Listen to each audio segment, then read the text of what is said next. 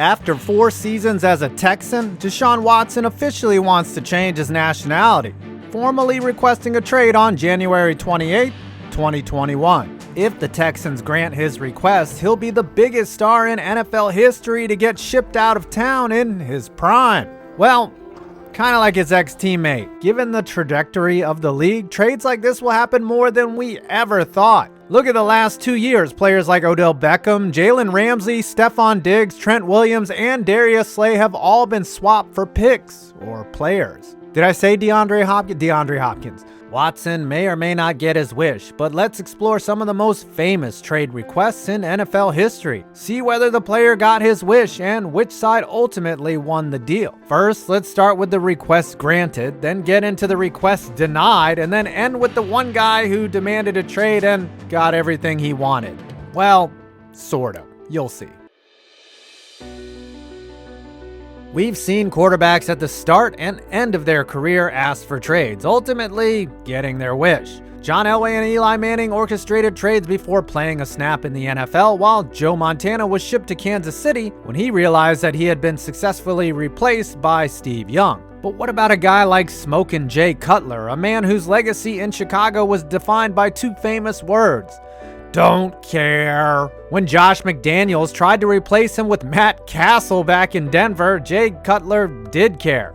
Quite a bit, in fact, enough to force a trade from the team that drafted him in 2006. To understand why this was such a shocking trade, we need to add a little context. In 2009, Jay Cutler was not the lovable slacker we knew him to be. He was a 3-year vet who had just made his first Pro Bowl. The first of many, or so we thought. The Broncos fired Mike Shanahan and replaced him with Bill Belichick's lapdog, Josh McDaniels, who immediately tried to swing a trade for his former QB, Matt Castle. It didn't work out, but Cutler found out and took serious offense. He then demanded a trade, and after a few weeks, they shipped him out to Chicago in exchange for 2 first-round picks and Kyle Orton, maybe the only quarterback who cared less than Cutler.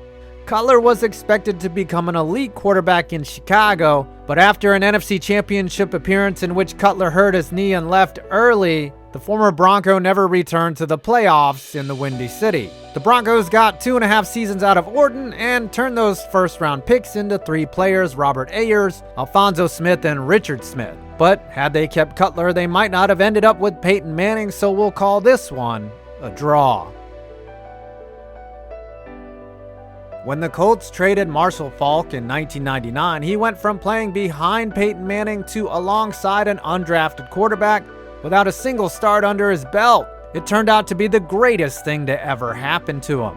Why would the Colts trade a future Hall of Famer that could have played in an offense next to Peyton Manning and Marvin Harrison? Even though he amassed 2,200 yards from scrimmage in Indy, the Colts didn't see the point in giving Falk what he was worth. And when the 1994 first-round pick wanted out, they granted his request and sent him to St. Louis in exchange for a 2nd and a 5th.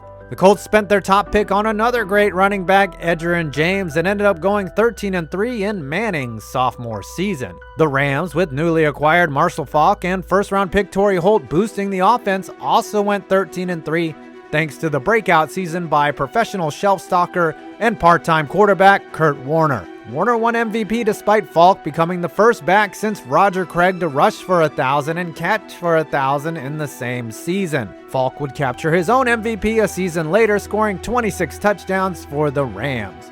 For the Colts, Edgerrin James had his own Hall of Fame-worthy career, so it's fair to say this was one of the rare win-win trades in NFL history. Long before he was the sentimental favorite to win Super Bowl 40 in his hometown of Detroit, Jerome Bettis was begging for a bus ticket out of Los Angeles. When the bus first started up, he put together consecutive 1,000-yard seasons to start his career as a Ram. Despite the success, the Rams were hell-bent on shifting their offense into a pass-happy unit, and as you might expect, buses don't fly. So the Rams asked Bettis to move to fullback while they spent their number 1 pick on a piece of shit human named Lawrence Phillips. Bettis said no thanks, and the Rams shipped the 24-year-old off to Pittsburgh, where he would be fit in as the power back in Bill Cowher's offense. The Rams sent over Bettis and a third-round pick, and in return got a second and a fourth-rounder. Not exactly the Herschel Walker trade, but even with a modest return, most critics lauded the trade as a smart move by the Rams, who were offloading a bloated back with too many miles on the odometer. They were so wrong. Bettis rushed for over 10,000 yards and 78 touchdowns over 10 seasons in the black and gold, culminating in a Super Bowl victory. When all was said and done, he placed 5th on the all-time rushing list and eventually got himself a gold jacket. On the flip side, Lawrence Phillips, the guy the Rams drafted to replace him, was wearing all orange. Bettis wins. Before we get into the guys whose trades were denied, let's hear a word from our sponsor. If you're watching this channel, you like discussing sports that already happen. I'm also willing to bet you like sports that are actually happening, like right now. And if you're one of the 80 million Americans tired of spending way too much money on cable, let me introduce you to Fubo TV, an alternative to cable TV at half the freaking price. Fubo comes with over 100 channels, tons of sports networks, all your local channels, and NFL Red Zone, which I had trouble finding on other providers. You can also record your favorite full games and shows on Fubo's cloud DVR and watch later on any device. Honestly, other streaming TV services can't compete with the breadth of Fubo's offering. And again, it's half the cost of cable. Guess what? You can try it for free and cancel anytime. No hassle and no gotchas. So after this video, go to FuboTV.com/5points and start your risk-free trial and get 15% off your first month of Fubo TV. Again, that's FuboTV.com/5points and get your free trial and 15% off your first month.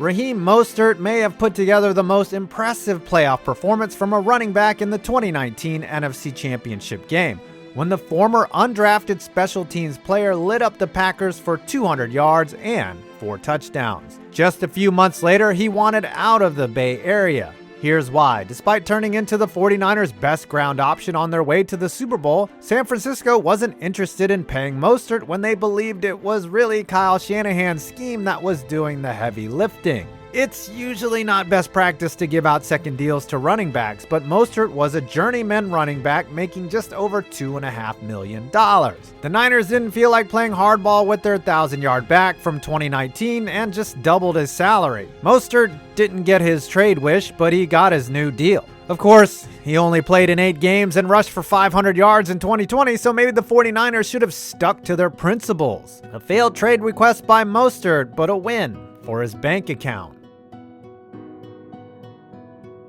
John Ross's 2020 trade request should remind everyone of one important rule. You need leverage.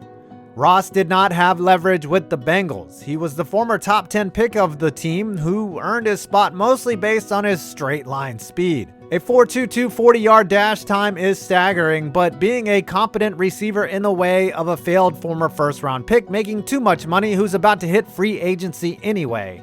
And asking for a trade from the Bengals is like trying to break out of Alcatraz. But there's one guy who pulled it off. If you want to get away from a sinking ship of a franchise that absolutely refuses to trade their disgruntled quarterback, you have to be willing to sacrifice your money. A lot of money. And that's exactly what Carson Palmer did in 2011. Wow, this sounds familiar. After a disastrous season in 2010, Palmer asked for a trade out of Cincinnati. The Bengals, being the Bengals, laughed in his face and denied the request.